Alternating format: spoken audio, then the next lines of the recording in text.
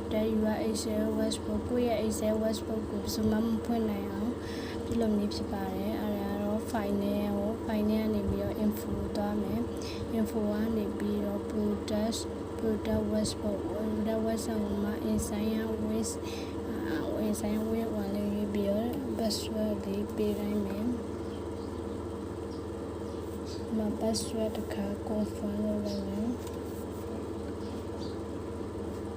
plus ဆိုရင်ကိုယ့်ရဲ့ Westbook ကိုဆိုမှဖွင့်လို့မရတော့ပါဘူး save ဖြစ်သွားပါပြီ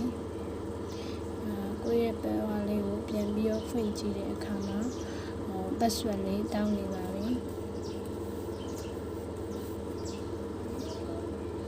password လေးပြန်ရိုက်ထည့်ပြီးတော့တုံ့ပြန်လို့ရပါပြီရှင်